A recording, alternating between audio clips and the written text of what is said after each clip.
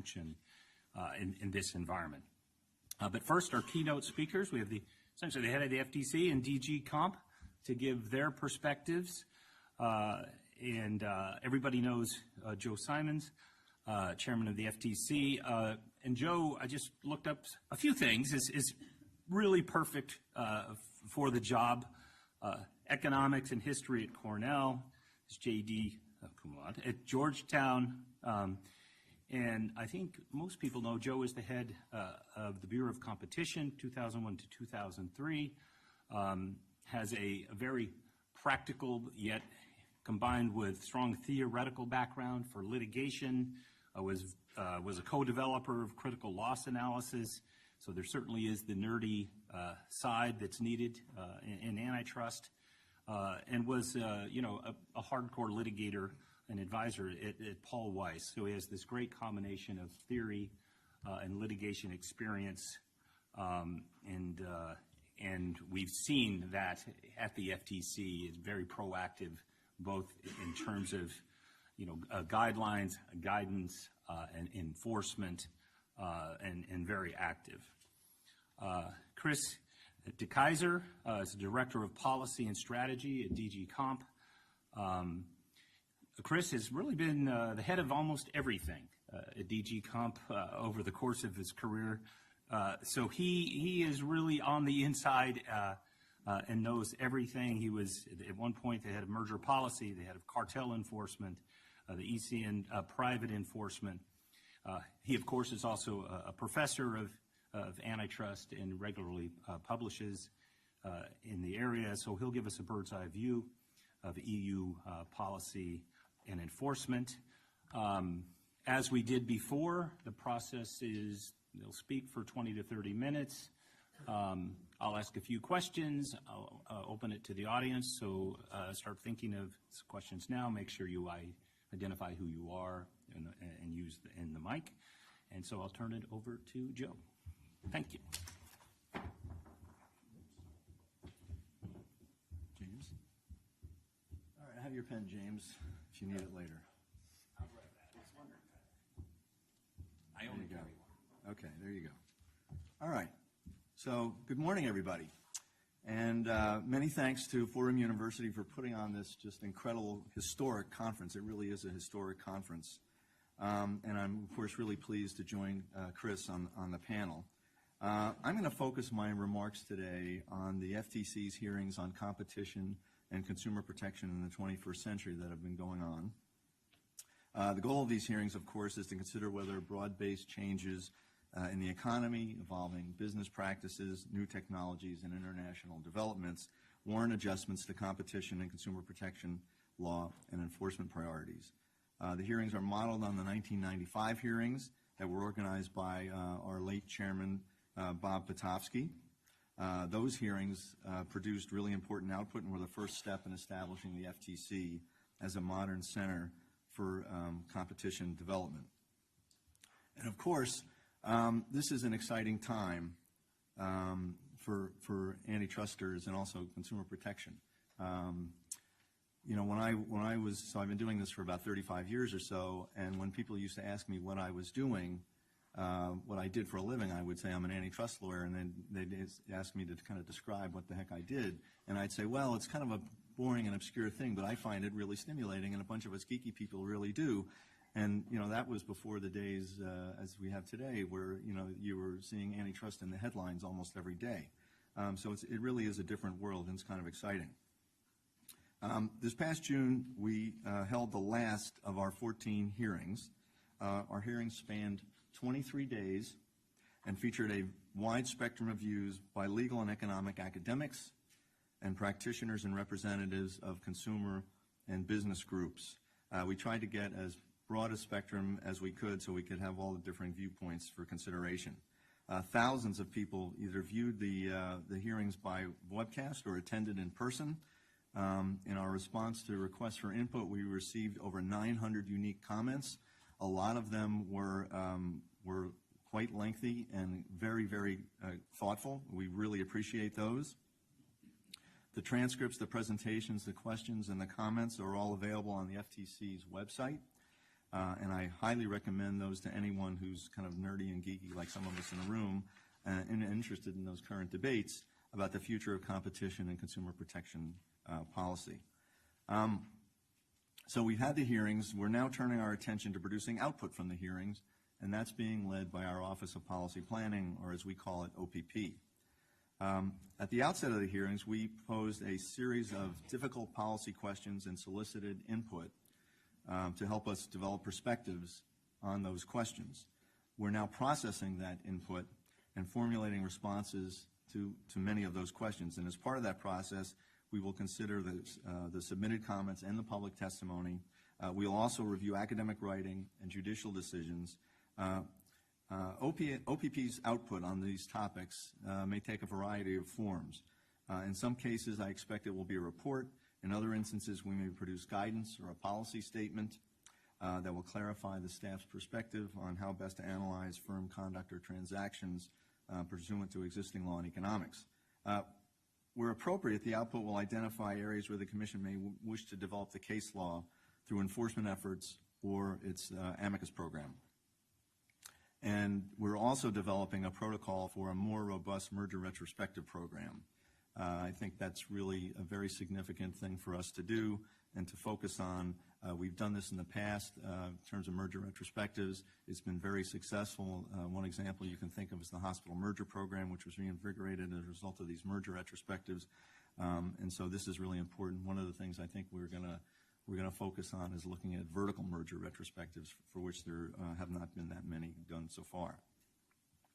But given the international nature of this conference, I'm going to focus primarily on the international hearing, which was held on March 23rd and March 24th. I'll also talk at the end about other output that we expect to release in the coming months as well. The March hearing was entitled "The FTC's Role in a Changing World," and it was devoted to the international aspects of the FTC's competition and consumer protection work. It was organized by the Office of International Affairs, the head of which is Randy Treitel, who's right there. Thank you, Randy. And it was co-sponsored by the George Washington University Law School's Competition Law Center, which is headed by our former chairman, Bill Kovacic. Thank you, Bill. It included 8 panels as well as individual presentations featuring 44 speakers from 17 different countries. And Randy is expecting to send up to the Commission a staff report on this hearing in the near future. But I can already share with you 5 takeaways and recommendations based on the hearings, and so that's what I'll do now. All right, so the first takeaway, there was very strong support throughout the hearing for reauthorizing the U.S. Safe Web Act and for making it a permanent part of the FTC Act. For those of you who are not familiar with it, the Safe Web Act gives the FTC critical powers to enhance our cross-border cooperation on consumer protection investigations and fraud actions, as well as to support cross-border data transfer mechanisms, which, as we know, are becoming more important every day. This hearing confirmed the agency's legal authority. The Act confirms the agency's legal authority to sue foreign wrongdoers and challenge misleading practices with a nexus to the United States or to American consumers. It enhances the agency's ability to cooperate through memorandum of understanding, international agreements, and staff exchanges. And notably, and this relates to what I said earlier, the historic nature of this conference, this recommendation has this act, the U.S. Safe Web Act, has its roots in this conference. In 2002, then FTC Chairman Tim Muirs called for legislative changes to improve the agency's ability to engage in mutual assistance on cross-border consumer fraud matters with our foreign counterparts in a speech right here. That call became the Safe Web Act, which we have used hundreds of times in various cases, from internet pyramid schemes and sweepstakes telemarketing schemes to complex advertising and privacy investigations. The hearings confirmed the Act's value and its success. Foreign consumer protection, privacy, and criminal law enforcement officials, as well as senior U.S. agency officials and academics, singled out the legislation as a key element of the FTC's enforcement program. In his keynote presentation, Bill Kovacic explained that the Act created an indispensable element of the infrastructure that supports international cooperation today. foreign enforcers, including the UK Information Commissioner's Office and several Canadian law enforcement agencies, cited numerous examples of cooperation pursuant to the Act that benefited consumers in the U.S. and elsewhere. Other foreign officials described how they had developed reciprocal mechanisms modeled on the Safe Web Act that enabled them to provide similar assistance to the FTC. This act currently is subject to a sunset provision that will terminate on September 30th, 2020. So recognizing the importance to our mission of this act, we have asked Congress to reauthorize it and eliminate the sunset provision so that it can become a permanent part of the FTC Act.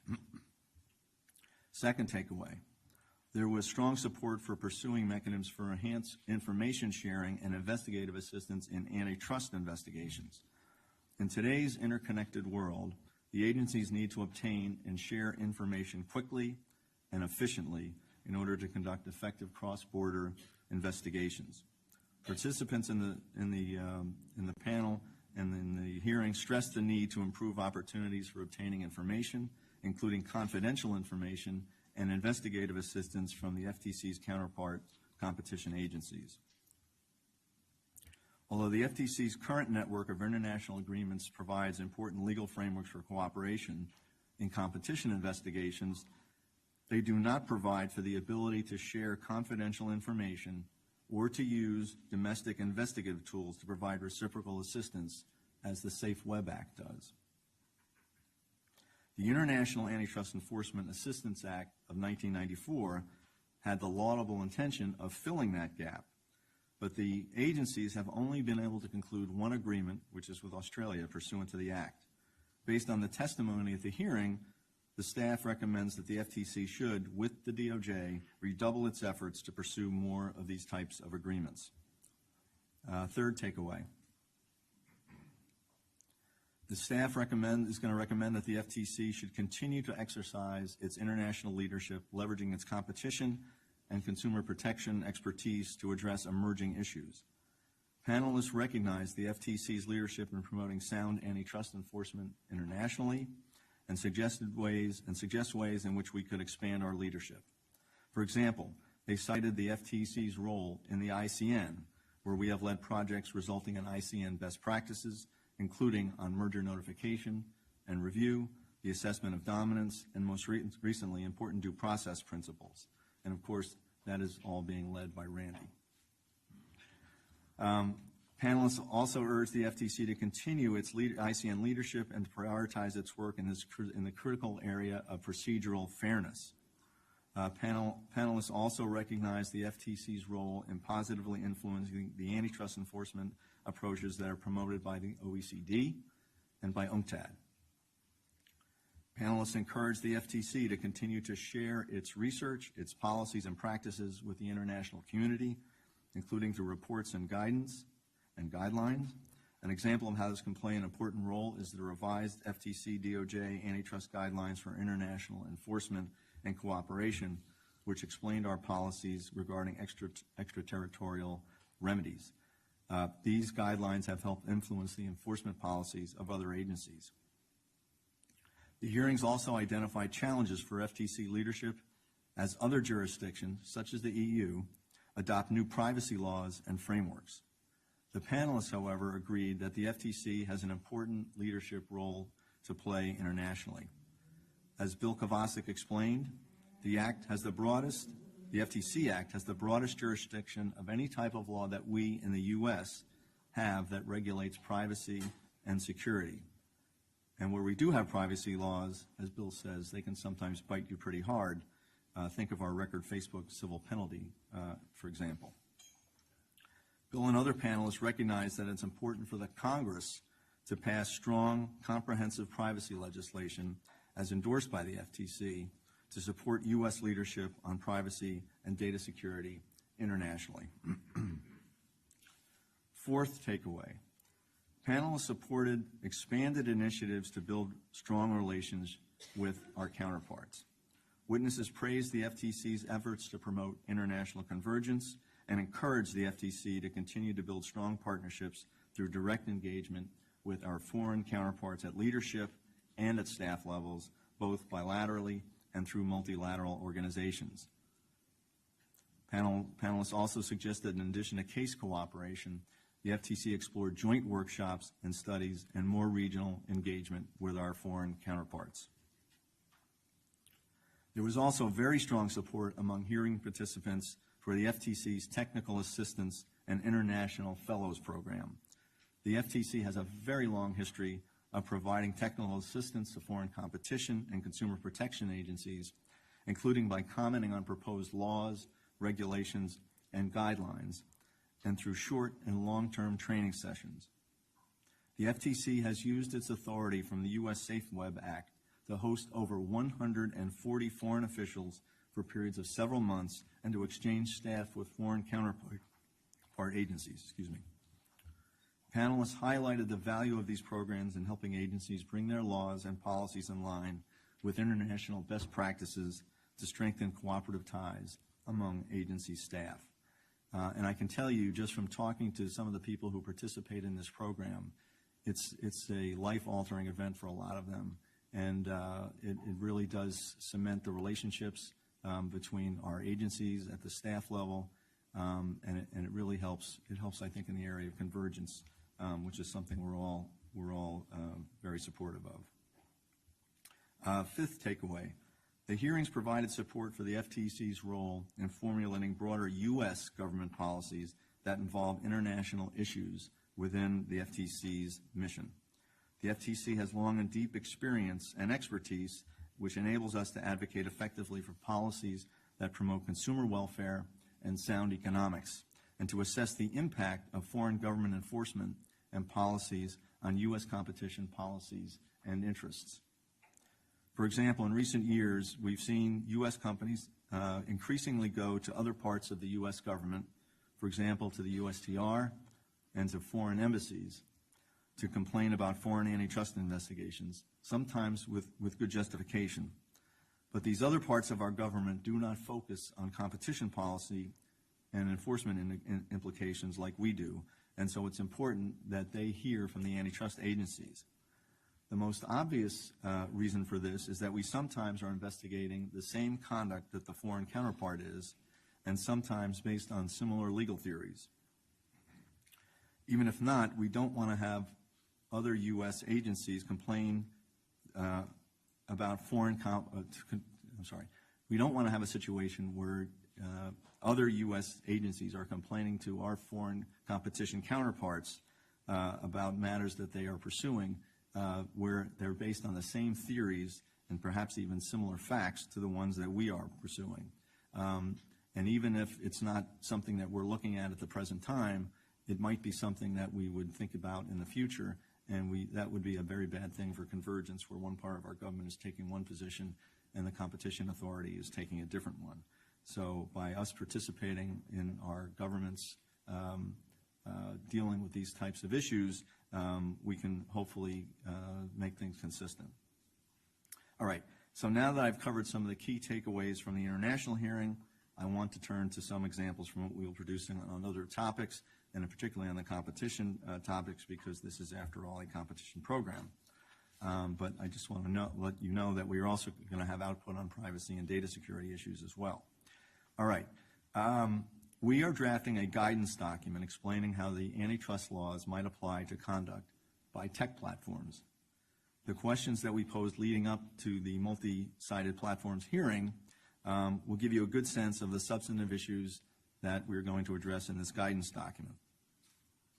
We expect that this document will be in similar format to the competitor collaboration guidelines that already exist by the DOJ and the FTC, and I'm hoping that we can formulate and articulate a framework for evaluating tech platform conduct similar to the way the competitor collaboration guidelines did or do for joint ventures, and that we can provide a structure to guide our existing and future tech platform cases, investigations, and enforcement actions. We are also preparing a guidance document on vertical mergers. This document we expect to be similar in form to the 2006 commentary on horizontal merger guidelines. So it will be a vertical merger commentary document. The DOJ's case against AT&T Time Warner exposed significant misconceptions about the government's interest in and willingness to challenge vertical mergers, and the extent to which any particular merger, vertical merger, should have a presumption of legality. This commentary will help explain the staff's analytic framework for evaluating vertical mergers. It will make clear that anti-competitive vertical mergers are not unicorns, and there should not be a presumption that all vertical mergers are benign. There are well-known ways in which vertical mergers can be anti-competitive, and although such mergers may not be proposed every day, they are common enough that we need to pay careful attention to and challenge them when we see them. We are also working to develop vertical merger guidelines with the Department of Justice, but I think it is too early to say whether that effort will be successful or not. In any event, we do expect to produce a commentary on vertical mergers that will provide significant guidance in any event. In addition, we will be developing an addendum to the 2006 horizontal merger commentary, explaining how the staff analyzes acquisitions of nascent competitors and how staff accounts for non-price factors in horizontal merger analysis. OPP is also looking closely at the economic literature on common ownership or horizontal shareholding, and will consider and recommend to the Commission whether that literature supports enforcement or policy changes by the Commission. And in conjunction with that, we are also considering whether doing a 6B effort might be helpful as well. Finally, OPP will do an analysis of the consumer welfare standard and alternatives to that standard. We expect this analysis will include a review and an evaluation of the literature on trends in concentration, trends in concentration in product markets as well as labor markets, and discuss concerns over whether antitrust enforcement on mergers has been too lax. This is a lot of work for the Office of Policy Planning to do and to manage, but they are a very dedicated group working hard to generate what I am hopeful will be some very significant valuable output. So I would like to thank all of those who participate, who in the OPP are doing their work here, and I also want to thank all of those who contributed to our international hearings and the other hearings as well. Their input is greatly valued. It was tremendous input, and we have a lot to work with now. And even though the period for submitting public comments has ended, the FTC has a long tradition of self-critical evaluation and reflection, and in light of that, our doors are always open to hearing your thoughts. If the comment period is closed and you've got additional thoughts, Bilal Sayed, who's the head of OPP, would be more than thrilled to hear your views, particularly if you want to put them in writing. In closing, thank you for your time this morning. You've all been very attentive, and I look forward to the discussion. Thank you.